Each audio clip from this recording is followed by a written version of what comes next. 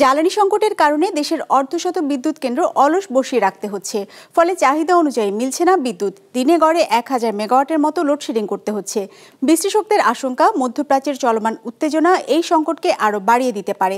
যদিও জুলাইয়ের মধ্যে পরিস্থিতি নিয়ন্ত্রণে আসবে বলে আশা বিদ্যুৎ ও জ্বালানি প্রতিমন্ত্রীর। ফাতিমা জোহরা রিপোর্টে বিস্তারিত। ওয়ালটন ফ্রিজ কিনে অনেকের মতো আপনিও হয়ে যেতে পারেন মিলেনিয়াল। সেরা পণ্যের সেরা অফার।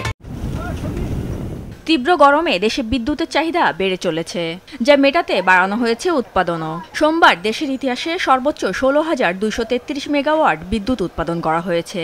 এরপরও ওই দিন লোডশেডিং করতে হয়েছে 945 মেগাওয়াটের মতো। আসছে দিনে বিদ্যুতের চাহিদা আরও বাড়লে এই লোডশেডিং বাড়ার শঙ্কাও দেখা দিয়েছে। কেননা সক্ষমতা থাকা সত্ত্বেও শুধু জ্বালানির অভাবে চালু রাখা যাচ্ছে না বিদ্যুৎ কেন্দ্রগুলো। গ্যাস আমার নিয়মিত দিতে হবে। আমি তো পাওয়ার প্ল্যান্ট নিয়ে বসে আছি। 18,000 19,000 পর্যন্ত আমি দিতে পারবো, কারণ আমার কাছে মেঘনাঘাটের পাওয়ার প্ল্যান্টে চলে আসছে, এফিশিয়েন্ট পাওয়ার প্ল্যান্ট চলে আসছে এবং কয়লাভিত্তিক পাওয়ার প্ল্যান্ট হাতে আসছে। আমার মেইন সমস্যা হলো যে পাওয়ার প্ল্যান্টগুলি চালু রাখা, তাদের ফাইন্যান্স সাপোর্ট দেওয়া, সেটাই হলো আমার মেইন চ্যালেঞ্জ। দেশের বিদ্যুৎ কেন্দ্রগুলোর প্রধান জ্বালানি হলো ফার্নেস তেল, ডিজেল ও গ্যাস। বিদ্যুৎ বিভাগ বলছে বর্তমানে 168টি বিদ্যুৎ কেন্দ্রের মধ্যে জ্বালানি তেলের সংকটে বন্ধ আছে 37টি বিদ্যুৎ কেন্দ্র, আর গ্যাসের অভাবে 12টি বিদ্যুৎ কেন্দ্র বন্ধ রাখা হয়েছে, আর কয়লা ভিত্তিক কেন্দ্র বন্ধ আছে একটি।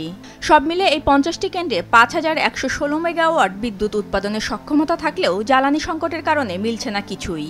আমাদের জুন জুলাই থেকে আমরা পুরো পাওয়ার প্ল্যান্টটা নিতে পারবো। মিডল ইস্টে যে ক্রাইসিস তৈরি হচ্ছে, এটা না একটা নতুন ক্রাইসিস তৈরি করে, এটা একটা বড় বিষয়। তো সেটাকে মাথায় রেখে কিন্তু আমরা মাননীয় প্রধানমন্ত্রী ইতিমধ্যে বলছেন যে এটাকে মাথায় রেখে আমাদের কাজ করতে হবে। সেটা নিয়েও আমাদের এইগুলি চ্যালেঞ্জগুলি মোকাবেলা করতে হবে। ডলারের সংকট সহজে কাটবে না, এবং টাকার যে সংকট সেটাও কাটবে না, কারণ টাকার যে সংকটটা আছে সেটা টাকাটা যে ট্যারিফ বৃদ্ধি করে যে উঠাবার সময়টা 3 বছর দেওয়া হয়েছে। সো এটা প্রায় 2 থেকে 3 বছর লাগবে, যেখানে যেই পরিস্থিতিতে পাওয়ার ডেভেলপমেন্টের বোর্ডের কাছে যথেষ্ট টাকা থাকে। জ্বালানি সংকটের বাইরে রক্ষণাবেক্ষণ ও ইঞ্জিন মেরামতের জন্য 32টি কেন্দ্র বন্ধ রাখা হয়েছে বলে জানিয়েছে বিদ্যুৎ বিভাগ। এই কেন্দ্রগুলোর উৎপাদন সক্ষমতা ছিল 2360 মেগাওয়াটের মতো। হিসেব বলছে বর্তমানে সব মিলে 60টির মতো কেন্দ্র সচল আছে। আমরা তো একটা বড় ভুল করে রেখেছি, সেটা হচ্ছে আমাদের যা ডিমান্ড তার অতিরিক্ত পাওয়ার প্ল্যান্ট আমাদের রয়ে গেছে। এই পাওয়ার প্ল্যান্ট গুলার জন্য যেই আমাদেরকে ক্যাপাসিটি চার্জ দিতে হয়, সেই ক্যাপাসিটি চার্জটা তো আমাদের ইলেকট্রিসিটি ট্যারিফের উপরে এসে পড়ছে।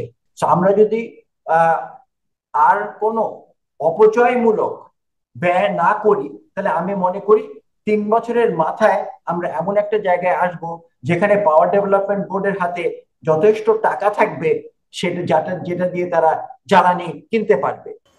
বিদ্যুৎ বিভাগের হিসেবে চুক্তির মেয়াদ শেষ হওয়ায় গেল কয়েক বছরে 24টির মতো কেন্দ্র বন্ধ করে দেওয়া হয়েছে, যদিও আরও অন্তত 6টি কেন্দ্র বাণিজ্যিকভাবে চালুর অপেক্ষায় আছে। ফাতিমা জোহরা, বিজনেস রিপোর্ট, মাছরাঙা টেলিভিশন।